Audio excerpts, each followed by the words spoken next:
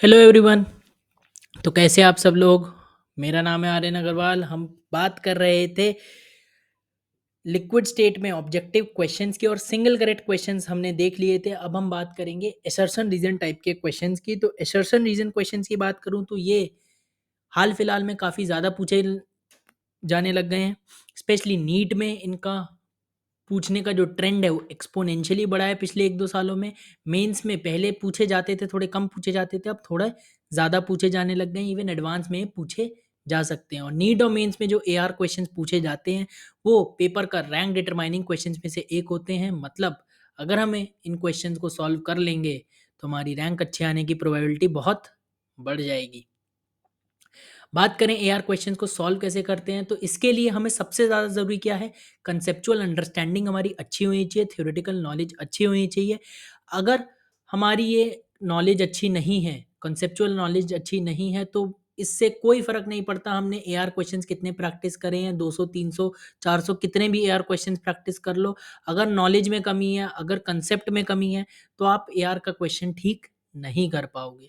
लेकिन दूसरी तरफ अगर आपकी नॉलेज बहुत अच्छी है, आपको कॉन्सेप्ट बहुत अच्छे से आते हैं, तो आपने एआर के क्वेश्चन बहुत कम भी प्रैक्टिस करे हो, आपको बेसिक आइडिया है एआर के क्वेश्चंस का, तो आप उनको टैकल कर लोगे। तो बहुत ज़्यादा नंबर पे इस पे ध्यान नहीं देना, हमें नॉलेज और कॉन्सेप्ट पे ज़्यादा ध्यान देना है। तो आइए पहला क्वेश्चन करते हैं आज का। तो क्वेश्चन को देखो, अटेम्प्ट कैसे करते हैं, आपको दोनों स्टेटमेंट्स को इंडिपेंडेंटली पहले पढ़ना होता है। पहला स्टेटमेंट आपका क्या है कि except osmotic pressure all other colligative property depend upon nature of solvent. तो कॉलिगेटिव प्रॉपर्टी क्या होती है हमारी, they are basically properties of dilute solutions. Colligative property हमारी किसकी प्रॉपर्टी होती है, डाइल्यूट सॉल्यूशंस की प्रॉपर्टी होती है, जो कि किस पे डिपेंड करती है, ऑब्वियसली कंसंट्रेशन ऑफ सल्यूट पे तो डिपेंड करती है, लेकिन कभी भी नेचर ऑफ सल्यूट पे डिपेंड नहीं करती है। क्या ये नेचर ऑफ सॉल्वेंट पे डिपेंड कर सकती है? हाँ, कर सकती है। क्या हमेशा करेगी? नहीं, हमेशा नहीं करेगी। तो 4 कोलिगेटिव प्रॉपर्टीज़ हम पढ़ते हैं। एक पढ़ते हैं elevation in boiling point, delta TB equal to KB into molality होता है। ठीक है, वांट ऑफ फैक्टर को अभी नहीं कंसीडर कर रहे हैं, अभी हम सिंपल बात कर रहे हैं। ठीक है, delta TB equal to KB into molality. एक होता है depression in freezing point, delta TF equal to KF into molality. एक होता है हमारा relative lowering in vapour pressure, जो कि क्या होता है P not minus P upon में P equal to mole fraction of solute. और एक होती है हमारी osmotic pressure pi equal to C R T. ये 4 क्वालिटेटिव प्रॉपर्टी होती है। इसमें से कोई भी नेचर ऑफ सल्यूट पे डिपेंड नहीं करती, सबके सब कॉन्सेंट्रेशन ऑफ सल्यूट पे डिपेंड करती है। लेकिन इसमें से 2 क्वालिटेटिव प्रॉपर्टी ऐसी हैं जो नेचर ऑफ सॉल्वेंट पे भी डिपेंड करती हैं। इसमें जो के बी है एलिवेशन इन बॉइलिंग पॉइंट में, ये के बी इबोलोस्कोपिक कांस्टेंट होता है। किस पे डिपेंड करता है ये इबोलोस्कोपिक कांस्टेंट प्योर प्रॉपर्टी है सॉल्वेंट की। सॉल्वेंट के लिए ही डिफाइंड होता है हमारा के बी और के एफ। के बी और के एफ यानी कि मोलल एलिवेशन कांस्टेंट या मोलल डिप्रेशन कांस्टेंट की बात करें तो वो हमारा सिर्फ और सिर्फ सॉल्वेंट की ही प्रॉपर्टी होती है। यानी कि एलिवेशन इन बॉइलिंग पॉइंट और डिप्रेशन इन फ्रीजिंग पॉइंट, दो ऐसी कॉलिगेटिव प्रॉपर्टीज हैं जो नेचर ऑफ सॉल्वेंट पे डिपेंड करती हैं। तो हम इन्हें कह सकते हैं कि ये दोनों क्या करती हैं, depend upon nature of solvent. लेकिन बाकी जो 2 कॉलिगेटिव प्रॉपर्टीज हैं, एक ऑस्मोटिक प्रेशर और दूसरी relative lowering in vapour pressure, ये दोनों की दोनों ही नेचर ऑफ सॉल्वेंट पे डिपेंड नहीं करेंगी। तो अगर मैं कंक्लूड करूं तो हमारी कॉलिगेटिव प्रॉपर्टीज जो होती हैं, they are properties of dilute solution containing basically non volatile solute which depend upon concentration of solute but do not depend upon nature of solute. These properties में depend upon nature of solvent. हमने देखा elevation in boiling point and depression in freezing point depend करती है nature of solvent पे, लेकिन relative lowering on osmotic pressure they don't depend upon nature of solvent. ठीक, ये बात अपने को समझ में आ गई। तो क्वेश्चन में क्या कह रहा है कि एक्सेप्ट ऑस्मोटिक प्रेशर, सभी colligative property depend upon nature of solvent. नहीं, ऑस्मोटिक प्रेशर तो नहीं करती, लेकिन बाकी तीनों में से रिलेटिव लोअरिंग भी नहीं करती। तो रिलेटिव लोअरिंग भी नहीं करती तो ये स्टेटमेंट तो हमारा इनकरेक्ट हो गया। अगला स्टेटमेंट हमसे क्या कह रहा है, अगला स्टेटमेंट कह रहा है colligative property of any solution are intensive properties. तो ये चीज हम पढ़ते हैं थर्मो में, थर्मो डी में पढ़ते हैं कि इंटेंसिव और एक्सटेंसिव प्रॉपर्टीज क्या होती हैं। आइए एक बार देखते हैं। ठीक, तो इंटेंसिव प्रॉपर्टीज और एक्सटेंसिव प्रॉपर्टीज बेसिकली क्या होती है, द मेजरेबल प्रॉपर्टीज को अगर हम टाइप लिखें, अगर हम टाइप्स ऑफ मेजरेबल प्रॉपर्टीज लिखें, क्लासिफाई करें मेजरेबल प्रॉपर्टीज को, हम दो तरीके से करेंगे, एक हमारी एक्सटेंसिव प्रॉपर्टीज, एक हमारी इंटेंसिव प्रॉपर्टीज। एक्सटेंसिव प्रॉपर्टीज वो होती हैं जो अमाउंट ऑफ सब्सटेंस पे डिपेंड करती हैं, इंटेंसिव प्रॉपर्टीज वो होती हैं जो अमाउंट ऑफ सब्सटेंस पे डिपेंड नहीं करती हैं। आप ऐसे समझ सकते हो, intensive properties are independent of amount of substance in, और इन इंटेंसिव इज इंडिपेंडेंट। इंटेंसिव जो होती है वो इंडिपेंडेंट होती है अमाउंट ऑफ सब्सटेंस से। ठीक, अब कैसे पता करेंगे कि कौन इंटेंसिव कौन एक्सटेंसिव? तो उसका एक तरीका होता है। उसका तरीका क्या होता है कि आप एक सिस्टम ले लो, ठीक, और कैसा सिस्टम लो? एकदम यूनिफॉर्म होमोजेनस सिस्टम लो। ठीक है, यूनिफॉर्म सिस्टम ले लिया आपने। अब इस सिस्टम का वॉल्यूम को आप चेंज कर दो। ठीक, अब वॉल्यूम को आप चेंज कर दो, डबल कर सकते हो, आधा कर सकते हो, कुछ भी करो, लेकिन सेंसिबली करो। ऐसा नहीं ई की पावर -2 टाइम्स कर दिया वॉल्यूम। ठीक है, पागलपंती नहीं करनी है आपको, तरीके से चेंज करना है। तो सपोज मैं इसका वॉल्यूम को क्या कर दूं, हाफ कर दूं। सपोज इसका वॉल्यूम मैंने क्या कर दिया, हाफ कर दिया। अब जो भी आपको प्रॉपर्टी चेक करनी है तो उसको पहले सिस्टम में कुछ मान लो। सपोज आपको मास, आपको देखना है कि इंटेंसिव है कि एक्सटेंसिव है, तो मास को आपने डब्ल्यू ग्राम मान लिया। वॉल्यूम चेक करनी है, दो तीन चीज चेक कर लेते हैं। वॉल्यूम को आपने वी मान लिया, ठीक है, वी लीटर आपने वॉल्यूम मान लिया। टेम्परेचर आपको चेक करना है तो आपने टेम्परेचर को टी केल्विन मान लिया। ठीक है, डेंसिटी आपको देखनी है तो डेंसिटी को आपने सपोज डी बोल दिया, तो आप यहाँ से डी निकाल लोगे, कितना आ जाएगा, डब्ल्यू बाय वी आ जाएगा। Density equal to mass upon volume. ठीक है, ऑब्वियसली ग्राम पर लीटर में आएगा। ठीक है, लिख लो, चाहो लिख दो, ग्राम पर लीटर में। ठीक है, अब जब आपने इस चीज को आधा कर दिया, वॉल्यूम को आधा कर दिया, तो अब देखो इन सब चीजों का क्या होगा। तो अगर हम इन सब चीज की बात करें तो मास हमारा क्या हो जाएगा, ऑब्वियसली सिस्टम को जब हमने आधा कर दिया तो मास भी हमारा क्या हो जाएगा, आधा हो जाएगा। तो मास क्या हो जाएगा, डब्ल्यू बाय 2 ग्राम हो जाएगा। वॉल्यूम जब हमारा वी लीटर था तो हमने आधा कर दिया तो वॉल्यूम भी हाफ हो जाएगा। और क्योंकि वॉल्यूम और मास दोनों ही चेंज हो गए अमाउंट ऑफ सब्सटेंस को चेंज करने पे, तो दोनों ही कैसी प्रॉपर्टी हुई, एक्सटेंसिव की इंटेंसिव, ऑब्वियसली एक्सटेंसिव प्रॉपर्टीज हुई दोनों की दोनों। ये बात अपने को समझ में आनी चाहिए। टेम्परेचर पहले टी केल्विन था, अब आधा कर दिया, अभी भी क्या टी केल्विन ही बना रहेगा, बिल्कुल टी केल्विन बना रहेगा। तो ये कैसी प्रॉपर्टी हो गई, इंटेंसिव, क्योंकि अमाउंट ऑफ सब्सटेंस चेंज करने पे चेंज नहीं हुई। अब डेंसिटी तो हम निकाल लेते हैं कि डेंसिटी हमने हमारी डी थी पहले, तो डेंसिटी तो मास अपॉन वॉल्यूम है। मास कितना हो गया, आधा हो गया, वॉल्यूम भी कितना हो गया, आधा हो गया, लेकिन दो ने दो को मार दिया तो ये डब्ल्यू बाई वी ही वॉल्यूम बचा ग्राम पर लीटर में। यानी कि अमाउंट ऑफ सब्सटेंस चेंज करने पे डेंसिटी चेंज नहीं हुई, यानी कि this is an intensive property. ठीक, एक और चीज हम नोट करके समझ सकते हैं, और मैं एक एग्जांपल से समझा दूंगा। एक एग्जांपल हमने अभी भी ले लिया है उसका इनडायरेक्टली, कि नोट करिए क्या, कि अगर कोई भी फॉर्मूले में सपोज एक्सटेंसिव है न्यूमरेटर में और डिनोमिनेटर में भी एक्सटेंसिव है, तो एक्सटेंसिव अपॉन एक्सटेंसिव अगर ऐसा है तो वो फर्दर जो रिजल्टेंट प्रॉपर्टी होगी वो इंटेंसिव होगी। जैसे डेंसिटी था equal to mass upon volume, mass भी एक्सटेंसिव थी, वॉल्यूम भी इंटेंसिव था, न्यूमरेटर भी एक्सटेंसिव और वॉल्यूम भी एक्सटेंसिव, लेकिन जो रिजल्टेंट डेंसिटी आई वो क्या आई, इंटेंसिव प्रॉपर्टी है। तो यही कह रहा है extensive upon extensive is intensive. ठीक, अगर मैं कुछ और एग्जांपल लूँ एक्सटेंसिव प्रॉपर्टीज का, एक्सटेंसिव प्रॉपर्टी जो कि डिपेंड करती है अमाउंट ऑफ सब्सटेंस पे, तो जैसे कि मास हो गई, मोल्स हो गए, वॉल्यूम हो गया, हीट कैपेसिटी हो गई, इंटरनल एनर्जी हो गई, एंथैल्पी हो गई, एंट्रोपी हो गई, गिब्स फ्री एनर्जी हो गई, रेजिस्टेंस हो गई, ये सारी हमारी कैसी होंगी, एक्सटेंसिव प्रॉपर्टीज होंगी। इंटेंसिव प्रॉपर्टीज की बात करूँ तो जैसे टेम्परेचर हो गया, प्रेशर हो गया, डेंसिटी, बाकी कोई भी चीज़ पर मोल वाली जैसे होती है, जैसे कि मोलर मास होती है, मोलर वॉल्यूम होती है, ये सभी अमाउंट ऑफ सब्सटेंस पे थोड़ी डिपेंड करती हैं। ऐसी specific heat capacity, molar heat capacity, pH of solution, melting point, boiling point, ये सभी हमारी कैसी हैं, इंटेंसिव प्रॉपर्टीज हैं।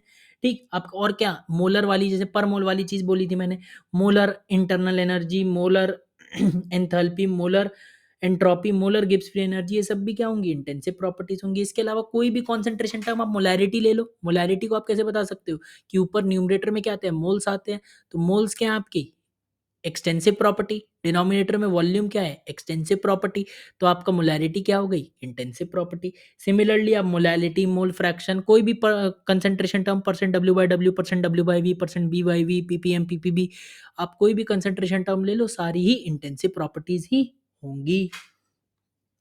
ठीक है, तो अब बात करते हैं इस क्वेश्चन में क्या कह रहा है, colligative properties are intensive properties. तो कॉलिगेटिव प्रॉपर्टीज की अगर हम बात करें तो कॉलिगेटिव प्रॉपर्टी हमारी चार होती है। रिलेटिव लोअरिंग, जो कि किसके बराबर होती है, मोल फ्रैक्शन ऑफ सल्यूट के, और mole fraction is a concentration term, और ये कैसी है, इंटेंसिव प्रॉपर्टी है, बिल्कुल ठीक बात है। ऑस्मोटिक प्रेशर की बात करें तो प्रेशर अगेन कैसी होगी, इंटेंसिव प्रॉपर्टी होगी। Pi equal to I C R T होता है, कॉन्सेंट्रेशन पे डिपेंड करता है। ठीक है, जिसमें आप क्या बोलो, आपका जो कॉन्सेंट्रेशन है वो भी आपकी क्या है, इंटेंसिव प्रॉपर्टी है। मोलैरिटी भी इंटेंसिव है, टेम्परेचर भी इंटेंसिव है, और आपकी ऑस्मोटिक प्रेशर, प्रेशर भी आपकी एक इंटेंसिव है। तो बेसिकली ऑस्मोटिक प्रेशर आपकी इंटेंसिव प्रॉपर्टी हो गई, और वो कॉन्सेंट्रेशन पे डिपेंड भी करती है, कॉन्सेंट्रेशन भी इंटेंसिव है। ठीक है, तो ऑब्वियसली इंटेंसिव प्रॉपर्टी ही होनी है सब तरीके से, किसी भी लॉजिक से आप देख लो इंटेंसिव ही आना है। ठीक है, अगला आपका क्या आता है, एलिवेशन इन बॉइलिंग पॉइंट और depression in freezing point. Obviously आपने सिस्टम को चेंज कर दोगे, आधा कर दोगे, दुगना कर दोगे, बॉइलिंग पॉइंट और फ्रीजिंग पॉइंट तो वही रहेगा कि आपका बॉइलिंग पॉइंट, सपोज 1 लीटर पानी, 2 लीटर पानी, आपका normal boiling point of water तो 100 डिग्री सेल्सियस ही रहेगा ना। तो वही एलिवेशन इन बॉइलिंग पॉइंट और डिप्रेशन इन फ्रीजिंग पॉइंट का भी वही फंडा है, ये दोनों भी इंटेंसिव प्रॉपर्टीज है। तो क्वेश्चन में जो कह रहा था कि colligative properties of any solution are intensive properties, क्या ये बात ठीक थी? ऑब्वियसली ये बात ठीक है कि कॉलिगेटिव प्रॉपर्टीज जो होती हैं ये हमारी क्या होती हैं, इंटेंसिव प्रॉपर्टीज होती हैं। तो दिस स्टेटमेंट इज करेक्ट। ठीक है, ये स्टेटमेंट हमारा कैसा है, ठीक है। तो स्टेटमेंट 1 हमारा इनकरेक्ट था, स्टेटमेंट 2 हमारा करेक्ट है। हमारा ऑप्शन कौन सा आ गया, डी ऑप्शन आ गया। ठीक है, बात समझ में आई। और आपका तो पहला स्टेटमेंट आपका इनकरेक्ट आ गया, और एक बार आपका पहला स्टेटमेंट अगर आपका इनकरेक्ट आ गया, अगर पहला स्टेटमेंट आपका इनकरेक्ट आ गया तो आपके 3 ऑप्शन में तो पहला स्टेटमेंट ट्रू बता रखा है, तो आपका तुरंत ही ऑप्शन नंबर क्या आ गया, डी आ गया। आपको दूसरे स्टेटमेंट पे जाने की जरूरत भी नहीं थी। तो इस तरीके से आप क्वेश्चन को टैकल कर सकते हो। अगला क्वेश्चन करते हैं। ठीक है, बहुत ज़्यादा नहीं, आज का ये लास्ट ही क्वेश्चन है, क्योंकि ज़्यादा एक्सरसाइज प्रैक्टिस करने से कोई चीज़ हमें नहीं आती है। हमें जितना कम चीज़ प्रैक्टिस करें उतना, और क्लैरिटी के साथ करें, उतना ज़्यादा हमें समझ में आता है। तो क्वेश्चन में क्या कह रहा है कि addition of ethylene glycol non volatile to water lower the freezing point of water, hence used as an antifreeze. तो एडिशन ऑफ नॉन वोलेटाइल, हमारा इथाइलिन ग्लाइकोल ऐड करा पानी में, तो फ्रीजिंग पॉइंट कम होता है, ये बात तो ठीक है। And hence used as an antifreeze, ये बात एकदम ठीक है। मैं समझाता हूँ कैसे ठीक है। बेसिकली फ्रीजिंग पॉइंट क्या होता है अगर मैं बात करूं तो फ्रीजिंग पॉइंट पे होता क्या है कि वेपर प्रेशर, जो बेसिकली फ्रीजिंग पॉइंट क्या है, सॉलिड लिक्विड इक्विलिब्रियम होता है एक तरीके से। तो वेपर प्रेशर ऑफ सॉलिड जो होता है वो इक्वल होता है किसके, वेपर प्रेशर ऑफ लिक्विड के। यही होता है फ्रीजिंग पॉइंट पे। अब क्या करा, अपॉन, पहले मैं स्टेटमेंट लिखता हूँ फिर समझाता हूँ।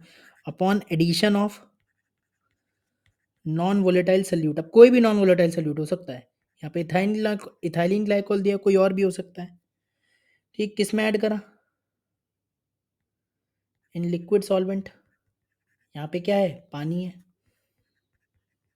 तो इससे क्या हो जाता है, it decreases, non volatile solute डालने से क्या, वेपर प्रेशर डिक्रीज हो जाता है, किसका, लिक्विड का vapour pressure obviously, which now equates with vapor pressure of solid at lower temperature, means freezing point decreases। क्या मतलब इसका कि नॉन वोलेटाइल सल्यूट डालने पे क्या हुआ, वेपर प्रेशर क्या हो गया, कम हो गया लिक्विड का। ये बात तो समझ में आ गई कि नॉन वोलेटाइल हमने इथाइलिन ग्लाइकोल डाला तो वाटर का वेपर प्रेशर कम हो गया। अब वेपर प्रेशर कम हो गया, इससे क्या मतलब समझे कि वेपर प्रेशर अगर लिक्विड का कम हो गया, तो अगर हमें वाटर का नया फ्रीजिंग पॉइंट पता करना है, तो vapour pressure of solid, freezing point पे वेपर प्रेशर ऑफ सॉलिड तो वेपर प्रेशर ऑफ लिक्विड के बराबर होगा ही होगा। तो अगर वेपर प्रेशर ऑफ लिक्विड कम हो गया, तो अगर वेपर प्रेशर ऑफ सॉलिड को लिक्विड के बराबर होना है, तो इसको भी कम होना पड़ेगा। और vapour pressure is in equilibrium constant basically. और वेपर प्रेशर को चेंज करने का एक ही तरीका है, क्या? टेम्परेचर। अगर वेपर प्रेशर को कम करना है, तो आपको टेम्परेचर को भी कम करना पड़ेगा। तो वेपर प्रेशर को, सॉलिड को आपको कम करना है, क्यों? क्योंकि वेपर प्रेशर ऑफ लिक्विड कम हो गया। क्यों कम हो गया वेपर प्रेशर ऑफ लिक्विड? क्योंकि नॉन वोलेटाइल सॉल्यूट डाला। नॉन वोलेटाइल सॉल्यूट डालने पे वेपर प्रेशर ऑफ लिक्विड कम हो गया। अब उसको वेपर प्रेशर ऑफ सॉलिड के बराबर होना है, तो वेपर प्रेशर ऑफ सॉलिड को कम होना पड़ेगा। वेपर प्रेशर ऑफ सॉलिड को कम होना है, तो उसके लिए टेम्परेचर को कम करना पड़ेगा। और टेम्परेचर कम हुआ मतलब फ्रीजिंग पॉइंट क्या कर गया? घट गया। तो इतनी बात समझ में आ गई कि इथाइलिन ग्लाइकोल यानी कि नॉन वोलेटाइल सॉल्यूट डालने पे फ्रीजिंग पॉइंट क्या हो जाता है? कम हो जाता है। अब ये एंटी फ्रीज वाली क्या बात है? बेसिकली इथाइलिन ग्लाइकोल की अगर मैं बात करूँ, तो कमर्शियली और industrially it is used as a antifreeze. Antifreeze का क्या मतलब है? जैसे कि हमारे ऑटोमोबाइल्स होते हैं, ऑटोमोबाइल्स हमारी गाड़ियां वगैरह हैं, ठीक है? तो क्या करते हैं, इथाइलिन ग्लाइकोल के कार के इंजन में डाल देते हैं। तो कार के इंजन को क्या करता है ये? कार के इंजन में जो हमारा फ्लूइड होता है, उसके फ्रीजिंग पॉइंट को कम कर देता है। उसके फ्रीजिंग पॉइंट को कम कर दिया, obviously ethylene glycol non volatile solute है, तो फ्रीजिंग पॉइंट को कम कर देगा। अगर फ्रीजिंग पॉइंट कम हो गया, तो सर्दियों के दिनों में जमने से रोक देगा ये। यानी कि जो फ्लूइड है, उसको विंटर्स में फ्रीज करने से बचा लेगा इथाइलिन ग्लाइकोल। तो किसकी तरह काम कर रहा है? एंटी फ्रीज की तरह काम कर रहा है। और अगर एंटी फ्रीज नहीं डालेंगे, तो सर्दियों के दिनों में जो इंजन का फ्लूइड होगा, वो क्या करेगा? जम जाएगा और गाड़ी स्टार्ट नहीं होगी, चलेगी नहीं गाड़ी। तो इसलिए एंटी फ्रीज की तरह यूज करा जाता है। एक और अगर मैं थोड़ा बताऊं, तो अगर देखो ethylene glycol non volatile solute है, एंटी फ्रीज की तरह करा जा रहा है, फ्रीजिंग पॉइंट ऑफ वाटर कम कर रहा है, तो आप उल्टा भी तो सोच सकते हो कि अगर फ्रीजिंग पॉइंट को कम करेगा, तो बॉइलिंग पॉइंट को बढ़ाएगा। भाई डिप्रेशन में फ्रीजिंग पॉइंट होता है, तो एलिवेशन इन बॉइलिंग पॉइंट भी तो होता है।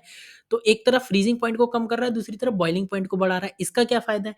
भाई गर्मियों के दिनों में क्या होगा? ओवर हीटिंग हो सकती है।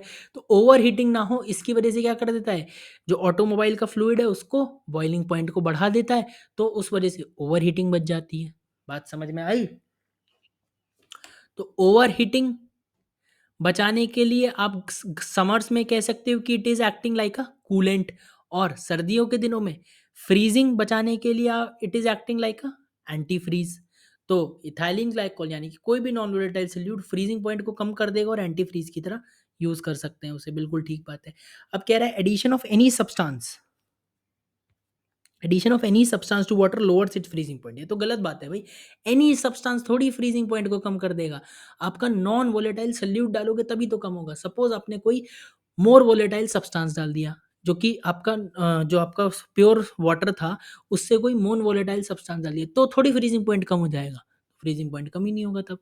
तो खाली नॉन वोलेटाइल सॉल्यूट डालने पे ही फ्रीजिंग पॉइंट कम होगा। तो स्टेटमेंट 2 तो इनकरेक्ट हो गया। तो statement 1 is true, statement 2 is false. तो आपका ऑप्शन नंबर सी हो गया। तो ऐसे असर्शन रीजन को हम टैकल करते हैं। तो असर्शन रीजन क्वेश्चंस की हमने एक दो क्वेश्चन की प्रैक्टिस कर ली। बाकी कंसेप्चुअल आप अंडरस्टैंडिंग अच्छी रखो। क्लास नोट्स को बार बार रिवाइज करो, जहां से भी पढ़ते हो नोट्स को रिवाइज करो, अपने हैंड रिटन नोट्स बनाओ, जिससे रिवीजन भी एफिशिएंटली हो पाए। क्लास इलस्ट्रेशन को रिवाइज करो, आप उसी से असर्शन रीजन को टैकल कर जाओगे। आपको ज़्यादा चिंता करने की ज़रूरत नहीं है। हाँ, एनसीईआरटी में आप थोड़ा बहुत देख सकते हो अगर ज़रूरत है तो।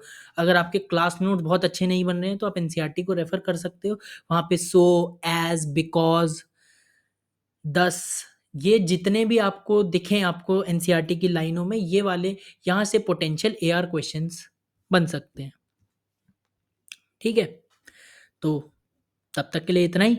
आगे आने वाले लेक्चर्स में हम और टाइप के क्वेश्चंस को भी देखेंगे, comprehension questions, multiple correct questions, उन सबको डील करेंगे। तब तक के लिए bye bye, take care, all the very best. पढ़ाई करते